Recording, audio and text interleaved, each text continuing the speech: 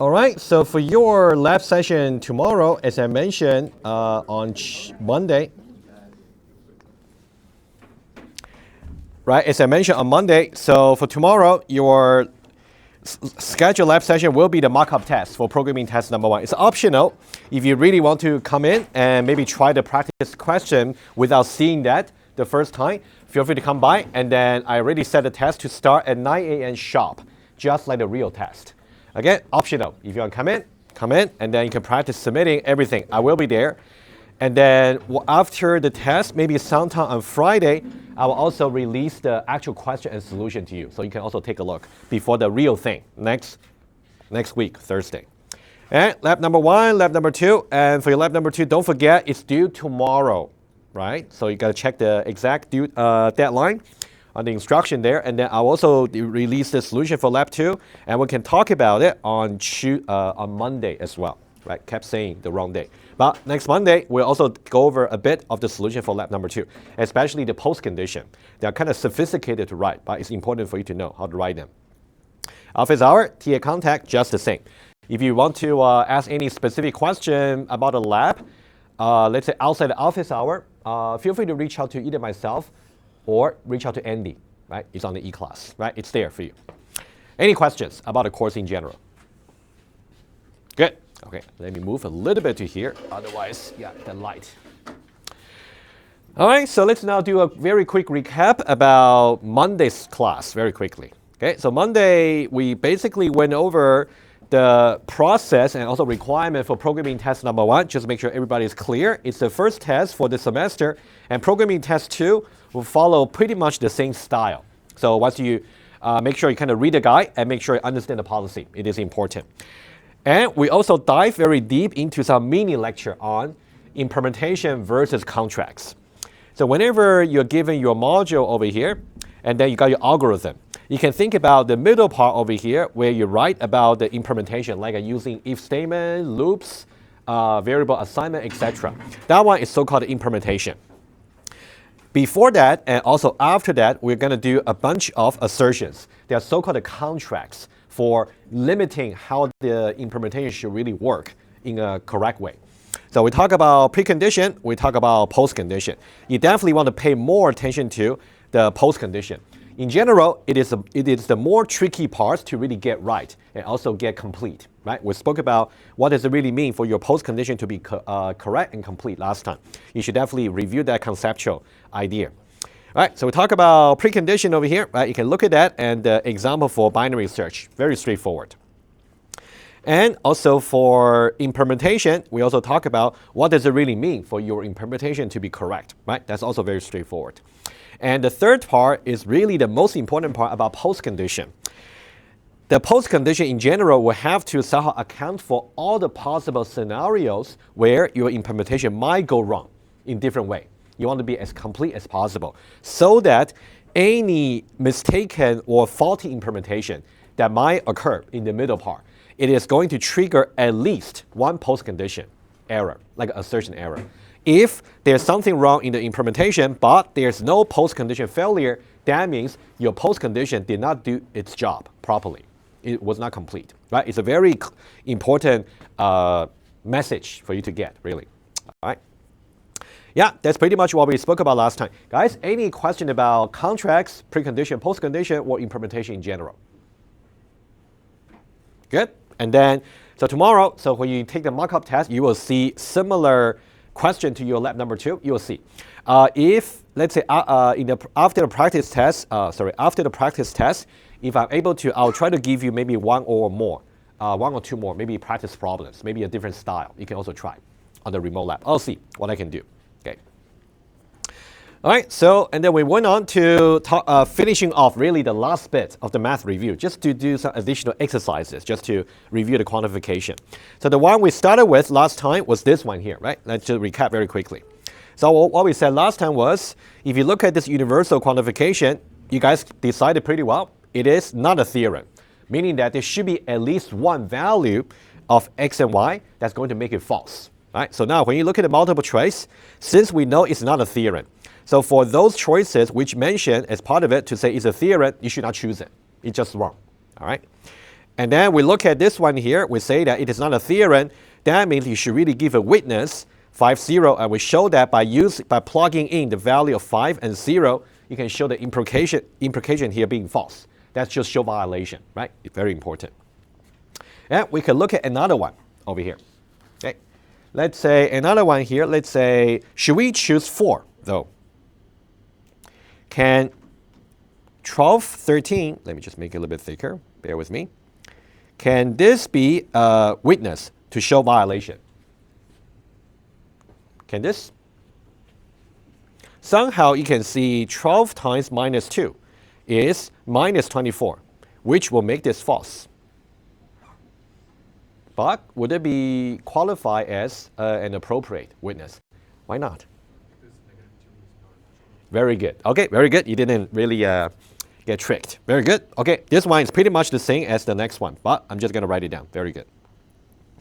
So this one, if you try to plug in the numbers over here, so if you try 12 is a member of natural number and minus 2 is a natural number over here, it implies 12 times minus 2 larger than 0, right?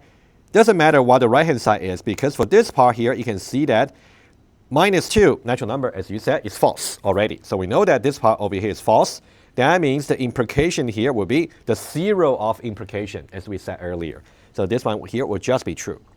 So this cannot be a witness because it does not show violation. It cannot be a witness. All right? So this one cannot be chosen. All right? And for this one, looks more promising, right? You can see now 12 and 13, they're both natural numbers. So this is going to be true. 12 times 13 definitely is larger than 0. However, it's true implies true. It's going to give you true. So it's also not useful, right? Because to be a witness for violation, it should be false. All right? So this one also should not be chosen. Okay? This one here, I'll just mention that also very quickly over here. 12, natural number, and 13 is a natural number, implies 12 times 13 larger than 0. What you will get is this part here for the antecedent is going to be true, and this part here for the consequence is going to be true. So overall, implication will be true. So that cannot be a witness for violation. Okay? Yeah, just kind of show to you whenever you got any question about, let's say, unnested quantification. In this case, right? You got to be careful about what to choose. Even if it's already said not a theorem correctly, but what can be an appropriate witness is really a key point to really consider next. All right, any question about this one here? If no, let's do one more, and then we'll get to nested quantification. It's been long waited. Okay, one more. All right, I kind of changed the quantification from universal to existential. All right, so let's now, first of all, do you guys think this should be a theorem or not a theorem? Okay, I guess theorem, right? Okay, from your reaction here. Okay, I agree. Okay, so this is a theorem. Sorry, just make it slightly thinner. There we go. Yeah, so this is a theorem. You got to judge first, right? Just informally, so you can choose accordingly. So it is a theorem. That means we cannot choose number 4, number 5, and number 6. You already said it's not a theorem. That part is not correct. What we're going to decide next will be, when we say it's a theorem, and in order to prove that existential quantification is a theorem, we have to give a witness of satisfaction. All right, let me just say one more thing. Let me just go back here. For universal quantification, to disprove,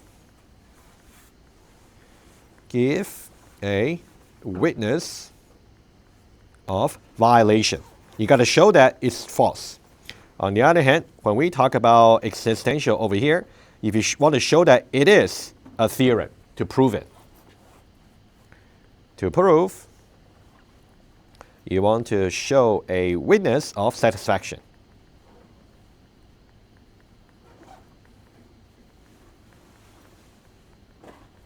Right, let's get that clear. All right, so now in order to judge whether this, or this is actually a valid witness, we got to make sure the result of evaluation is going to be true, right, since we want to prove it. All right, so this one here looks pretty good, promising, because if we try 5, a member of natural number, and 4 is a natural number, and we got conjunction here, right? Just notice that, because we're now talking about existential quantification. And then 5 times 4 larger than 0. You can see all true. True, true, and true. So overall, it's true. So this is indeed a good witness to proof. All right, so we should definitely choose number 1 here. That's great. All right. And similarly, we should also choose this one here. Agree? 2 and 3. Okay, very good. And following the same logic, you guys should be pretty good at that already. What about this guy here? Not good, right? Even though, wow, you can see before, when this part over here is false, the implication will be trivially true. But now, if somehow the constraint for the range over here is false, it's going to make the conjunction false, right? Notice the difference here, right, about different quantification. All right, so here I'll just write down quickly, just for completeness. So I can see -2, natural number for sure is false, and -3, natural number is also false, and -2 multiplied by -3 larger than 0. It's true, but doesn't really matter. So overall, it's going to be false. So this one cannot be a witness for satisfaction. So this one here, we also don't choose. All right. Of course, in the test, if I do give you this kind of a question over here, it will be similar pattern. You just got to first judge to see whether it's a theorem or not. And the second part will be, what kind of witness should you choose, either to prove it or disprove it, right? And of course, the actual quantification, either the range or the predicate over here, I mean the property, may be changed to be something different. But you will judge in a similar way. That's something you got to watch out for. All right. Any follow-up to this? All right, if no, let's now do a little bit of nested quantification, which we haven't really seen. And I think nested quantification will also be useful for your lab number 2, post-condition. Right? If you guys cannot really come up with any like a very complete post-condition, don't feel too bad. You know, once you look at the solution, study that, and then we'll go over nested quantification for lab 2 on Monday. Okay, let's now take a look. Exercise here. Okay, one by one. All right, let's now start with, let's say, the first one over here. All right, the first one. Let's try to understand that, right, just in case you're not very used to it. We're saying that for every possible value of I is an integer. We only consider when I is an integer, right? And then we say it will be the case that there will be at least one j, another dummy variable. There will be at least another j, which is a natural number, such that I plus j equals 0. One way for you to think about, overall, alpha 1 is a universal quantification, right?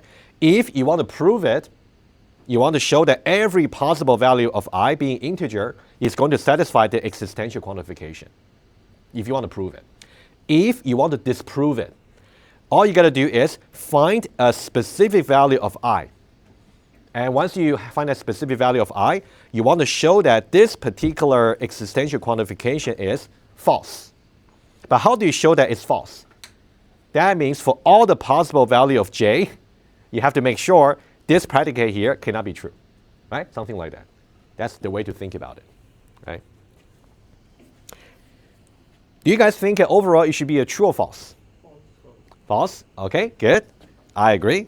Okay, let me write something down here that can also help you. Okay, it's going to be false. I agree with the judgment. So basically, to really disprove it,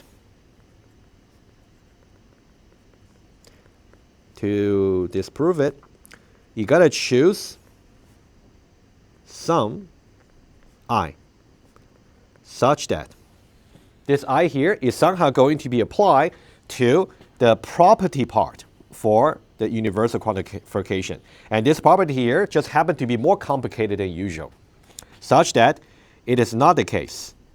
There exists j,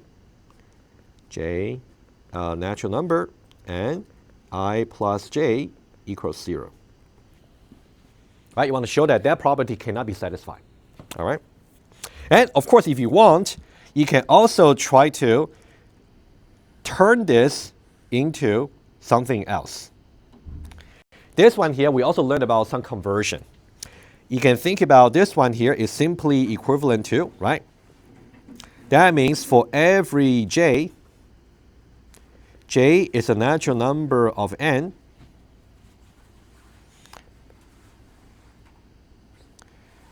I plus j not equal to 0. If you can find that, right? I just negate the property part. So if you can somehow show that, you're basically showing the negation of the existential. There does not exist. That means every one of them satisfy the negated property, right? Think about that there. All right, let me just give you one here, and that'll be it. So the one I just talked about is just about in general, how you can think about a pattern to disprove it. And let's now see the actual proof. So I can choose a witness. Let's say I choose I to be, let's say, equal to 2, right? Just 2 here. And then somehow I want to say that there does not exist a natural number such that 2 plus that natural number is going to be 0. No way. Because the only way for 2 plus something to be 0 is a negative number, j. But j is a natural number, so it cannot be negative, right? And then there does not exist j such that j is a natural number and 2 plus j, right? You can see the 2 here is the I chose equals 0. It's just not possible.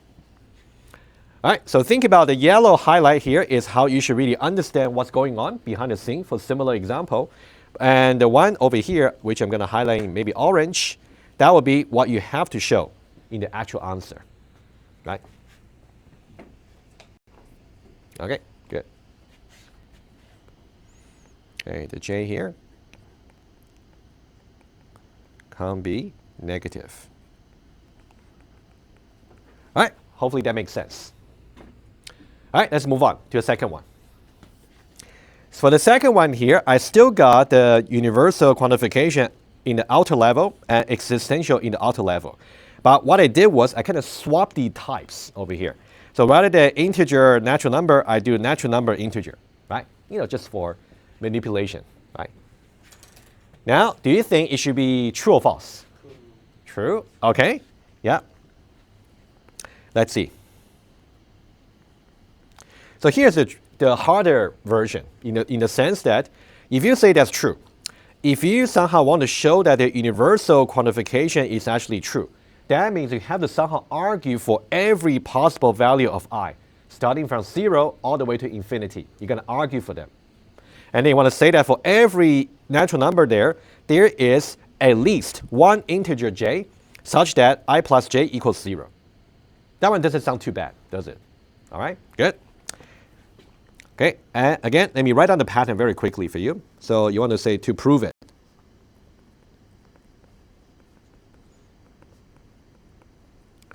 Argue that all possible values of I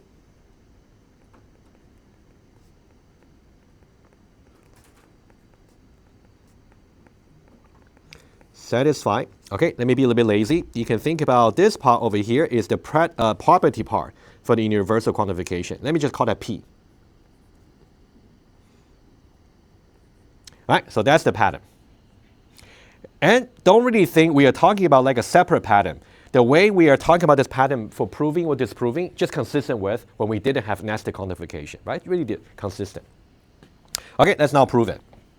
So what I can do is I can say now I'm going to argue for, since I know I is a natural number, right? And I know pretty well and the consequence is I will be larger than or equal to 0. And then I'm going to say for each possible value I, doesn't matter what it is, I will simply choose j to be minus I. That will guarantee their addition will be 0, right? So I'll just say for each I,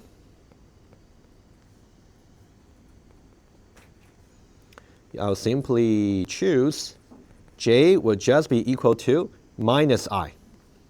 And I know that minus I will still be an integer. I'm basically saying to really prove this for every possible value of I, I'll simply choose the j such that j is the minus I, which I know is still an integer.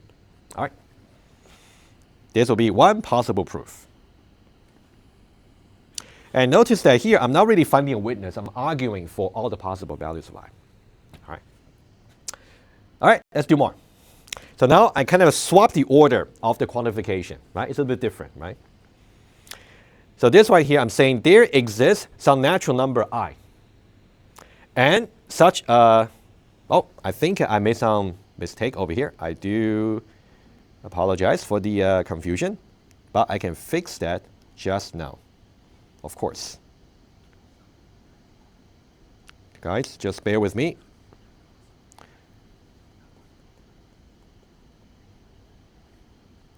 Okay, for sure, that one should not happen, but let me just fix that so we can talk.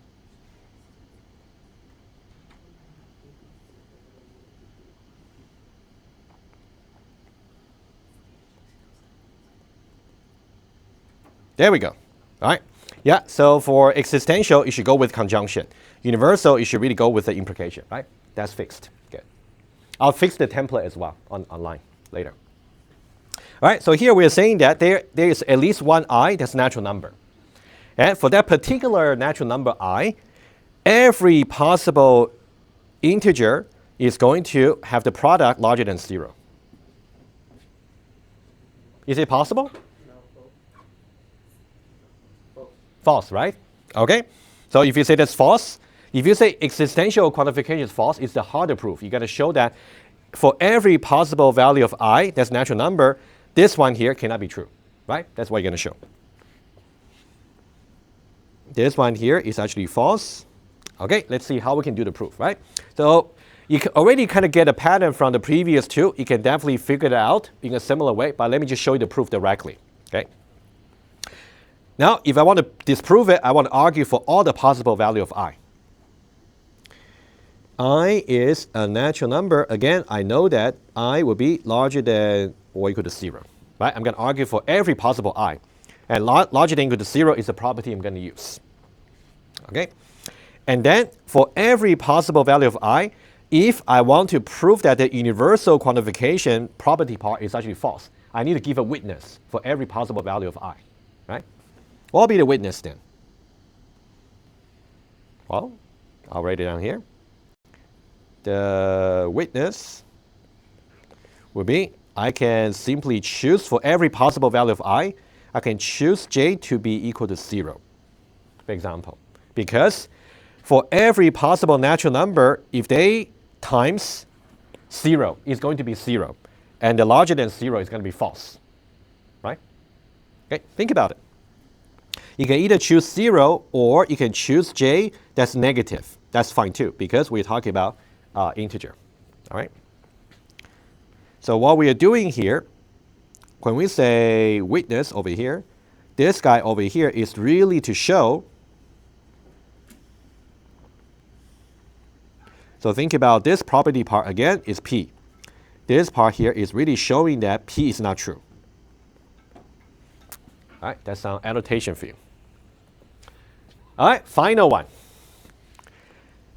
Let's say we are saying that there exists one natural number starting from 0, such that for that particular natural number, every possible integer, and if I say I times j is going to be larger than or equal to 0. True or false?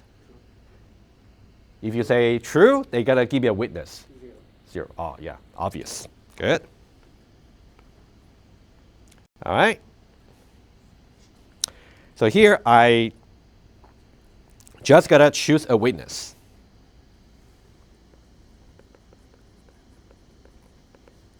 Choose I equals 0. Okay, and then you can say each j in integer set. Sorry? Shouldn't it be false? Because if we take like j as negative, It says for every j. For every j, yeah, that's true. So if even it's negative, 0 times negative will still be larger than or equal to 0. right? I is 0. I is equal to 0, right? That's why choosing the witness is important, all right? Let me finish that. Maybe that's something I was on the halfway writing. Is such that 0 multiplied by j larger than or equal to 0. All right? So here, it doesn't really matter what j you choose for as long as it's integer. 0 times any integer will be 0. Right? Yeah. Very good. Okay. All right, so that's the example that I kind of promised. Hopefully that can give you a little bit more comfortable with at least trying to get more used to writing and also reading nested quantification. It's going to be very useful, at least for your lab number 2 and also your programming test and also later, right? Yeah, study these, and then if you got something you think you can come up with something more complicated but not too sure how to prove or disprove it, bring them to me, and I can take a look. We can even share in class. Okay. All right, if no further question, I believe that's really the last exercise to finish off the math review. So we're done with the math review. So we are now going to just start the model checking lecture today. Okay, but unavoidably, we got to do a little bit of background still about the model checking. I also need to introduce maybe some formal symbols, and then hopefully we can at least get to maybe some temporal logic, some general context, maybe at least let you see the operators, and we'll definitely do the more mathematical part from Monday. Okay, but we'll see how fast we can go. All right, the slides is already on the lecture site. So let's go maybe for 20 minutes or so, and then we'll take a short break. Okay, let's now go on a little bit. Some background, quickly. All right, so we just want to review very quickly about formal verification. So these terms are most likely more or less already mentioned in the introduction, but just go over them, right? They're more specific to formal verification and also model checking. So safety critical system, and we talk about what it really means, mission critical versus safety critical, criticality level, if you somehow recall, right? We spoke about it in the introductory lecture. Safety critical, of course, one example here about nuclear power plant or its shutdown system. Definitely safety critical. Cannot be just mission critical. Got to be safety critical as well. So mission critical could be maybe some computer chips may not really impact human lives, but it's mission critical because you might lose a fortune if you got it wrong. Formal verification. So we really want to make sure we can ensure the correctness of the critical system, right? Okay, formal verification, what's the ingredients? We got system, we got properties, and also we got verification, right? So these are the 3 components. So very quickly. So the system, how do you build a system? Let's talk about TLA plus. You have done almost 2 labs already. So the specification language we're having, you can think about it's really like a TLA plus, the TLA plus language. But you also write it in Pascal that can be translated into TLA plus, right? It's really a Pascal TLA plus language. We're using that to model abstraction. Abstraction simply means we don't have to include all the necessary details for implementation. It's just a little bit abstract. Filter out some details as you wish. And properties, we specify invariance, deadlock, variance, properties, right? We also use the same language. And what we're going to see very soon is about temporal properties. That's an interesting bit that we're going to learn from this course. Okay, we'll see. And verification is about the tool or methodology you're using. We can either go for theorem proving, 3342, or we can go for model checking in this course. Just systematic method. And I'm going to show you 2 symbols that's actually going to kind of distinguish between the 2 verification methods. That's something we also need to understand before we move on to the model checking, the temporal logic. All right, the earlier you catch the error, the better. Okay, so this is why in a later slide, it will talk about whether you should really do your formal verification either pre-developments or post-developments. Right, there's a distinction over here. So pre-developments will be really ideal. That means even before you try to start coding, you should really try to do verification on the design or requirement themselves before you ever try to start coding, before it's too late. Right, so the earlier the better. Yeah, much cheaper to catch in the design phase as opposed to release, right? That's also something we covered earlier. Right, so this one here I want to mention, there's a Wikipedia page to document this historical incident. by the Pentium bug, very old generation processor. But I will show you some passage over here that we can see the context. Okay, let's read it together. But for those of you who might be interested in the whole story, you can go to Wikipedia. It's right there. Okay. So we talk about this particular model over here. Okay, Pentium. It's a hardware bug, more to do with the instruction set, like what you learned in 2021 instruction set. And then it's to do with the floating point units, more about the floating point calculation, right? Like a 2.3, 4.56, etc., not just integer.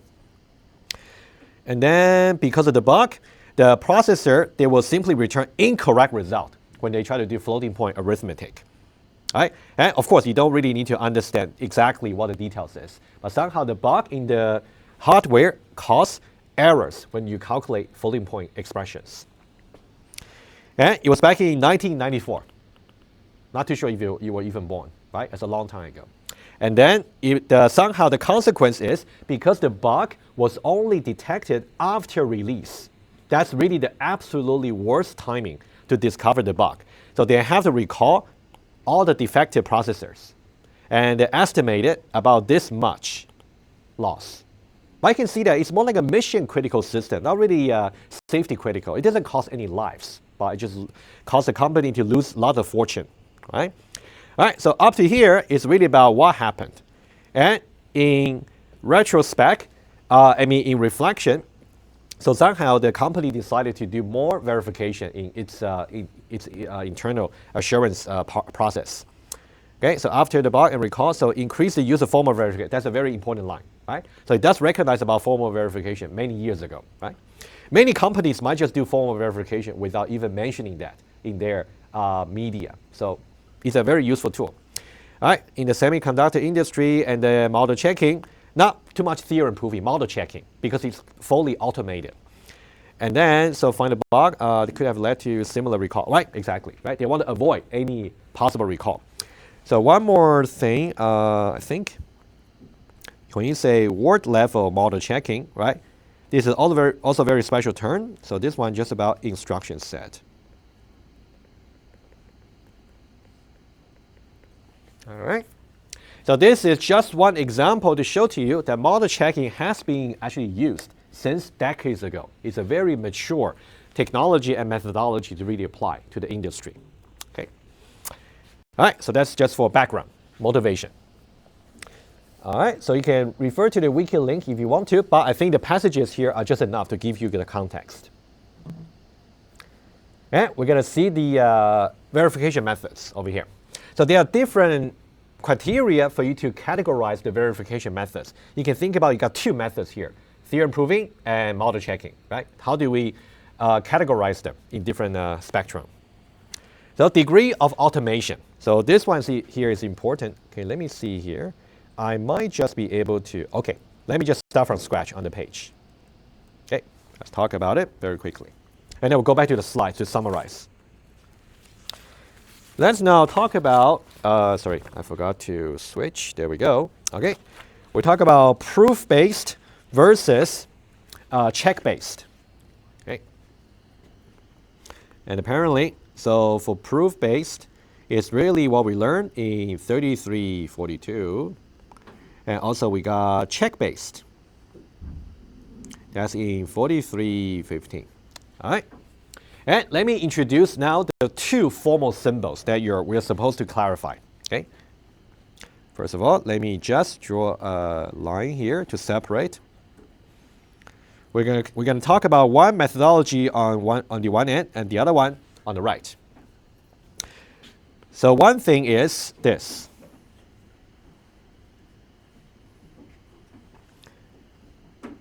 This symbol, I'm pretty sure you have seen that before, is a turnstile, right? And then we got this. So this is gamma, this is phi. All right. And then this is 1. I'm going to write the other one there, and then I'll contrast. This is one thing that we used to do in 3342. And the right-hand side is going to be M here.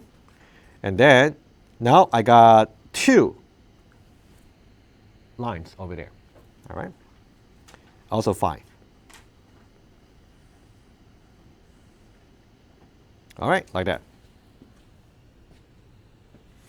So this is to do with the proof approach, and this is to do with the check approach.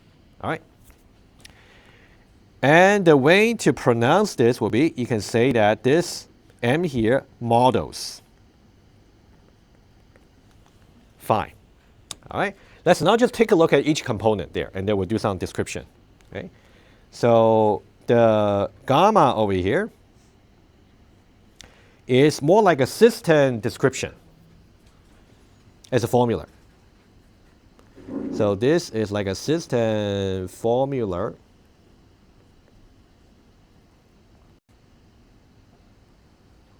written as predicates. And if you can kind of recall, which we also did some review in 3342, what kind of formula can we have for the system, right? So you have the axiom for the constants, and also you got invariance for the variables, and also you have the guards for the events, and also you got the so-called before-after predicates for the effects for the action, right? These are all formula. Put them together. Before, after predicates. So all these will be put into maybe some big conjunction. And then they will be treated as the hypothesis. You want to somehow show that given all these hypotheses, I can derive that certain desirable properties is established. That's basically the proof we want to do. All right. All right, so that one there is some property.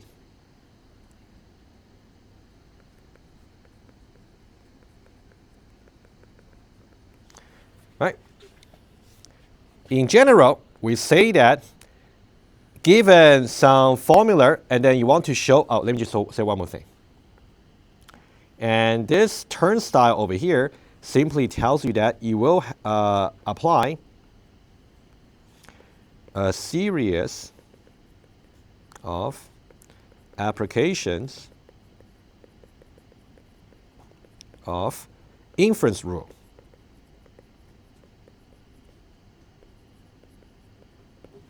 Right, inference rule.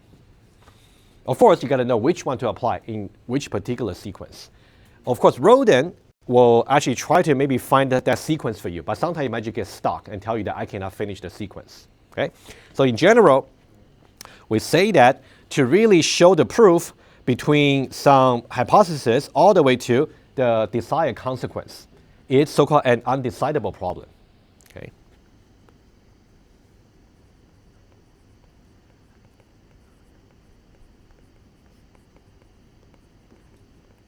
Simply means that you cannot just expect a general program to always take these two and then find out all the in-between inference rule. There's no such tool. So that's why usually proof, it will have to be either completely manual or it has to be interactive. The human minds can actually interact with the prover to guide it. Just because of this limitation, so this particular proof approach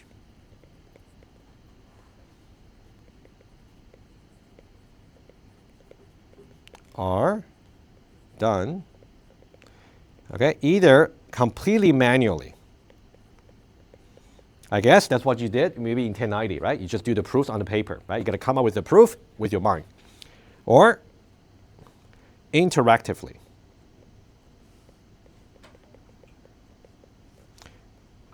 Somehow you guide the prover. All right, so that's the proof-based approach. Very quick, all right?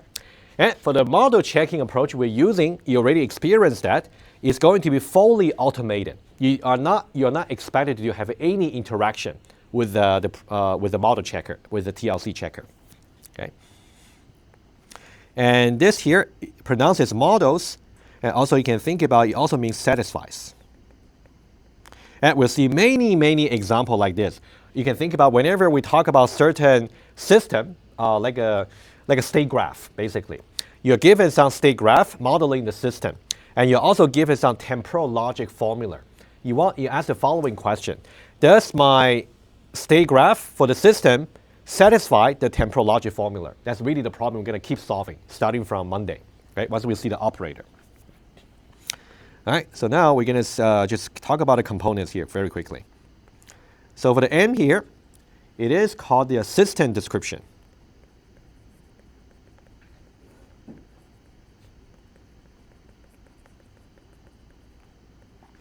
And of course, in your case, you kind of specify variables, constant, some initialization, while loop, etc., right? In the Pascal syntax. But in the lecture, we're actually going to see something more abstract. We don't really see many Pascal code. We're going to see the more formal notion about the system. It's something called label transition system. Okay, I'll put it down here, but we'll see the concrete example very soon. Formulated as a label transition system. All right, and people usually call this LTS, label transition system. All right, we'll speak much more about it later. And think about it's just a graph with finite number of states and transitions, right? We talk about finite, being finite, otherwise you cannot model check it. And infinite number of possible paths. But we'll find that even though the number of possible paths might be infinite, but there will be certain patterns that we can follow when we do the analysis. Okay, we'll see that. Okay. Okay, this will be A here, and this will be B here, right? So just note the point. And we'll see concrete example very soon. Okay, 1 and 2. All right, and then over here, what about the right-hand side? The right-hand side here, this will be the phi. That'll be the formula that we want to check. Okay? It's going to be temporal formula. It could be some Boolean predicate for invariance, which is something what we have done so far, right? It can be the invariance condition, or it can be temporal logic.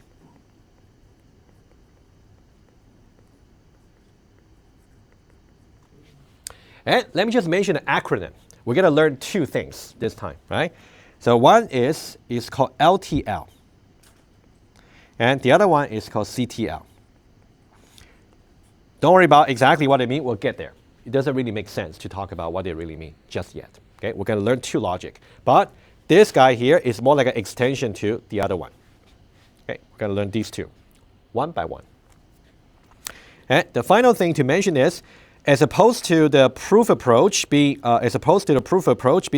manually or semi-manually, we are, for the model checking, is always automated, always. Okay, that's a final point to mention. The process over here is automated.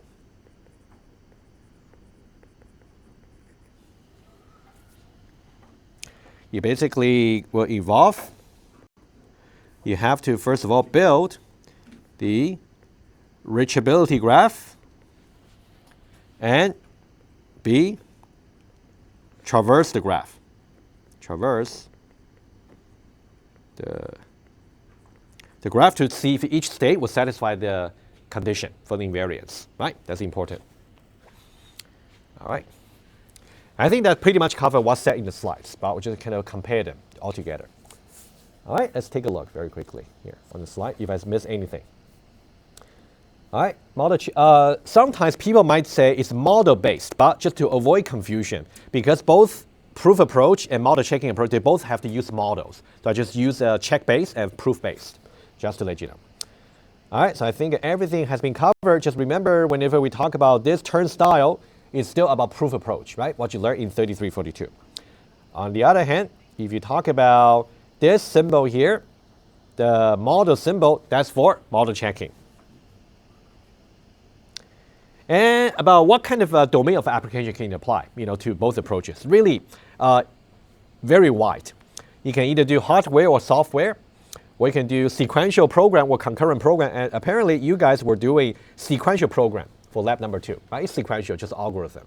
Okay, but doesn't really mean you cannot do concurrent. For your lab number 3, you will see some example about concurrent programs. You will see. Okay, for example, you guys must remember something like a critical region in the operating system, right? Something like that. Okay, that can give you some idea. And also, you can do either reactive system, like what we did in the bridge controller, or we can do terminating program that will always terminate, right? Sorting algorithm.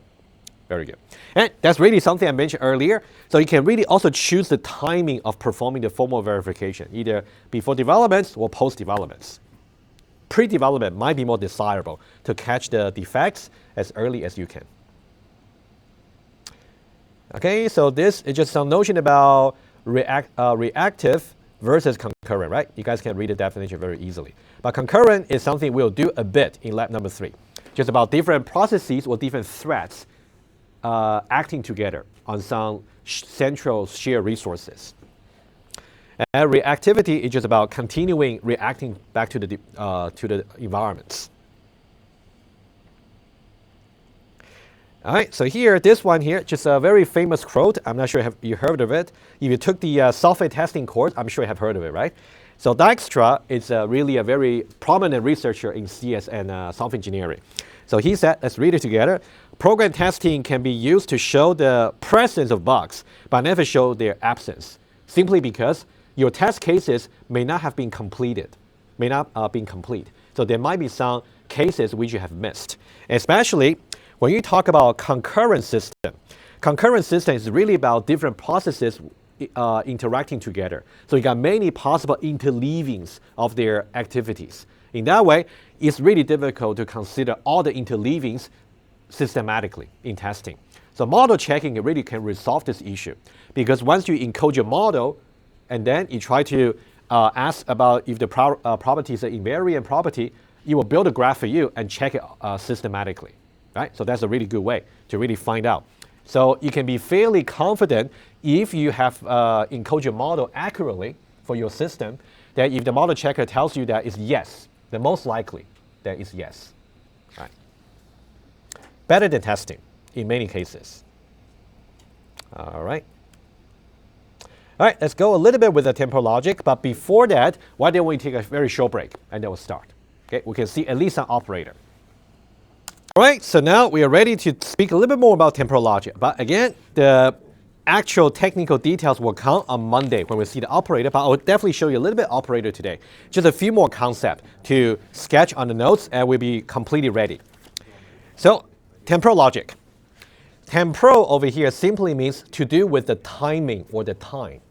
Okay, I'll speak more about it. I'll give you some very reasonably concrete example. Again, we got system, we got properties, and also got verification, right? If you think about what's really the necessary ingredients for the verification. So now we talk specifically about model checking, right? So for system, as I said before the break, remember this diagram here, right? We can think about this is the system. All right, so let me just say this is the system. Right before the break. And this one over here is the property. And to really establish this modeling or satisfaction relation, we need a verification engine to really achieve it, right? That's really how the 3 components work together. So we got LTS, and I'll speak more about it, but it's really about label transition systems, like a graph, really, just a model.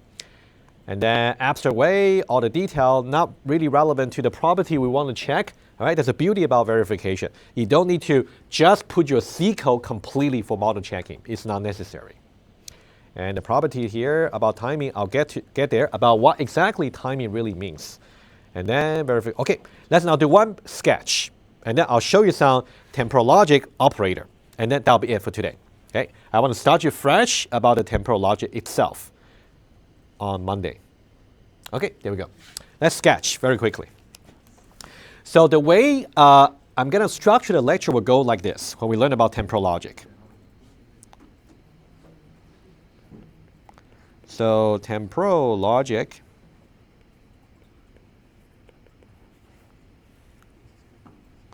all right. So we're going to first of all learn about the syntax. Syntax is really about the structure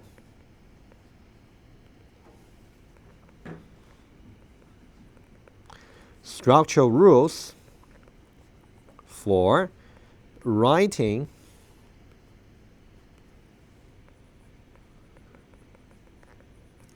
compound or sophisticated expressions. Formula. Temporal formula, how about that?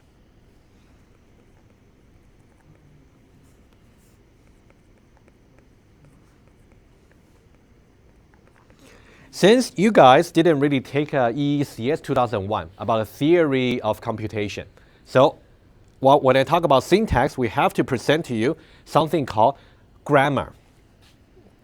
But I can assume that you guys got knowledge before this course because it's not part of the prerequisite. So what I will do is I'll give you just enough practical knowledge about the context-free grammar. That's what we'll do as part of the lecture as well. Okay, we're going to get something called context-free grammar. You may have heard about this term before, okay, context-free grammar.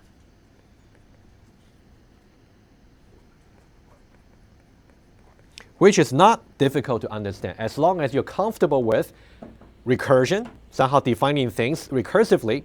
Context-free grammar is not difficult to understand, but I'll guide you through. It is important to get the syntax right first.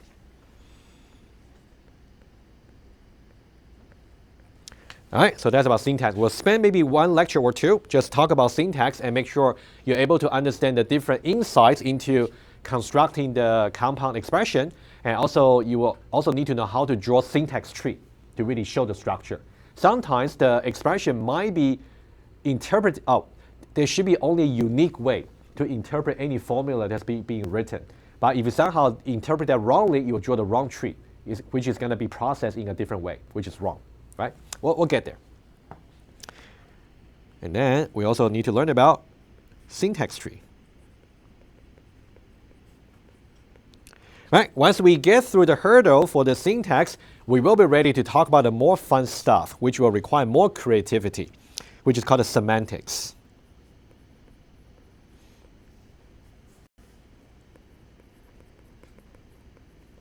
Semantics, in this very simple term, is just to understand the meaning for the formula, given that it is syntactically correct. Given a temporal formula, and if you remember, before the break, we spoke about the formula being phi, right? I'm just going to use the same symbol. Temporal formula phi, assuming that it is syntactically correct. If it is not even syntactically correct, you don't need to worry about its semantics, right? There's no need.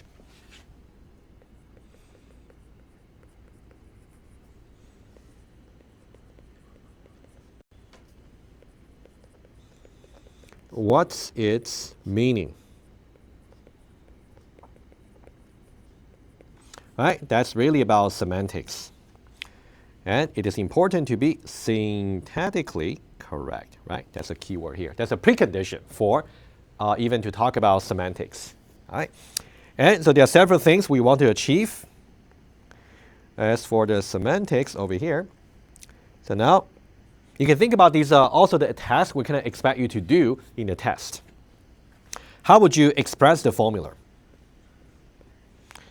How to express the temporal idea in a formula that's syntactically correct. And number two, how to check.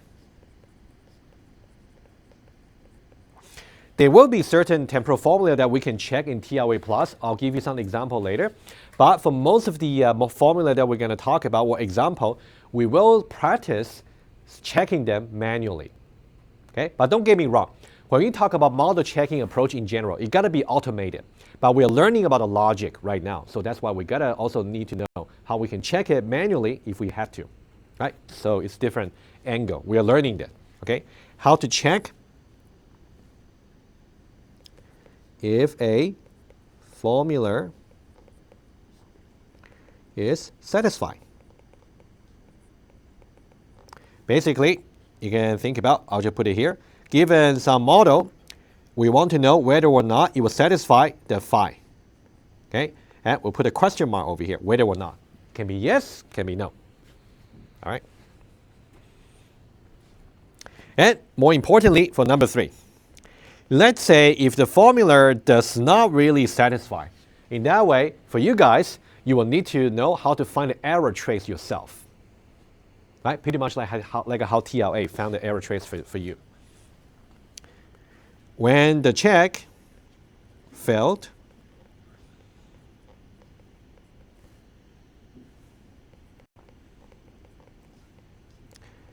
how to interpret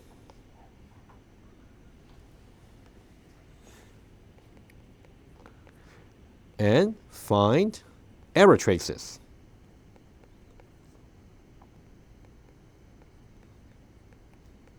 Okay, error traces, that's a keyword. Okay, that's important. All right, let me just draw one more time the diagram, the decision box for model checking. Okay, one more time. So if you remember, so we actually got the black box for the model checker over here. Let me put model checker here. And TLA Plus is not the only model checker that's in the market, right? I haven't really been looking into the market for quite a while, but I believe these tools are still there. I can mention their names. For those of you who might be interested, you can feel free. Of course, not required by the course. The one, of course, you got to know will be TLA Plus for this course. I'll mention another 2. I'll mention another 3. Okay. Another one is called Spin Model Checker. I believe this one is somehow used internally in NASA. They also use it for model checking. You can look into it. It's a very mature and established model checker. Okay, Spin. And another one is called WPAL. The interesting about WPAL over here is it deals with real number. But for TLA Plus, it doesn't deal with real number.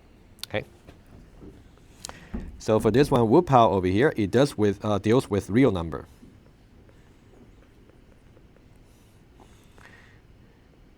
And one more is called PAT, P-A-T, Process Analysis Toolkit. It's actually a tool developed by I think it's a university in Singapore. So it's a reasonably new tool, but that one has also been very good established, at least a decade already.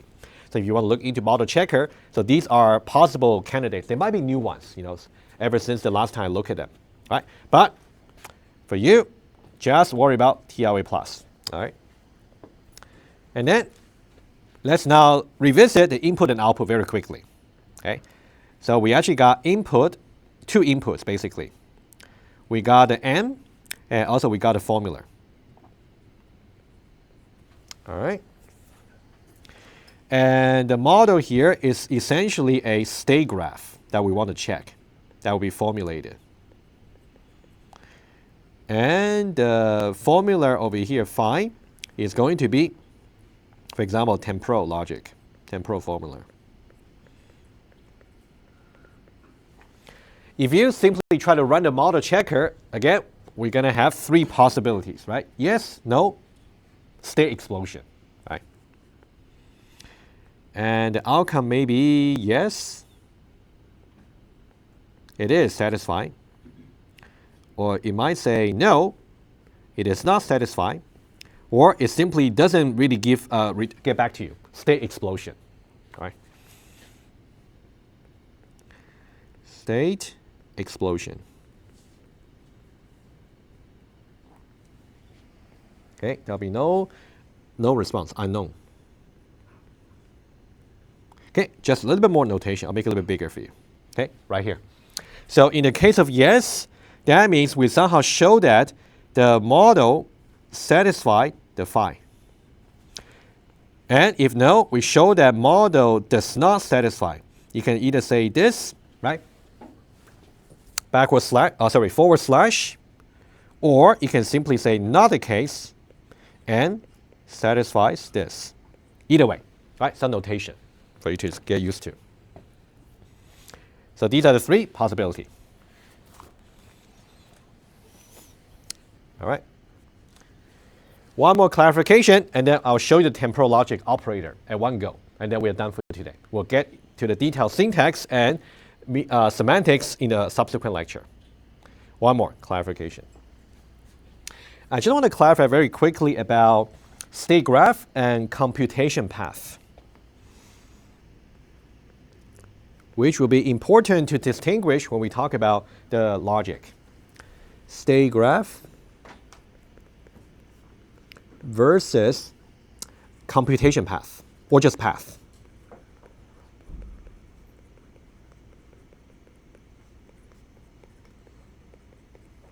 All right, we'll talk about these two things. State graph is very straightforward. We have seen many examples, and it's a finite graph. So when we talk about state graph, for example, you might say, okay, starting states is right here. And then you got this one here. I'm going to label the state as well, so I can show you some concrete example. Right, maybe here. Maybe back here. And maybe like that. Okay, let's say we got that. And let's say we got state 0, state number 1, and state number 2. Like that. All right. Apparently we got finite number of states. Just S0, S1, S2. Easy. Although you got finite number of transition. That one I don't need to write down. You can see 1, 2, 3, and 4. 4 like arcs, or transitions between the states. However, since we got cycle, of course doesn't need to be a self loop. Doesn't need to be, right? You can see a cycle here. For example, this is one cycle. So this is another cycle, right? The number of path is infinite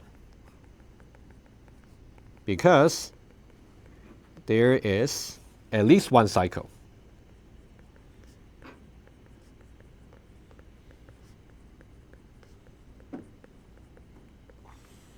That's pretty much what we said earlier when we reviewed aspect number 1 for your lab 1 solution. So we're just reaffirming again. And let's see the path. So path number 1, for example, we might say we got S0 followed by S1 followed by S2 followed by S0 and etc. Right? Just follow this pattern here. You basically go S0, S1, S2, S0, S1, S2, etc. Right? That's 1. Infinite. Let's see another one. Or we can say I got S0, and once I go to S1, I might decide I'll just go looping between S1, S2, S1, S2. I will never go back to S0. That's also possible. All right? S1, S2, S1, S2, etc. So these are so-called the patterns of the infinite path that you can identify. So when you do the analysis, you can kind of analyze them to see if you can find any counterexample, for example. Yeah? Are we allowed to do S1 then S1 because there's no arrow? So S1, I think I meant to, okay, thank you. I think I meant to write S1, S2, S1, S2. Thank you.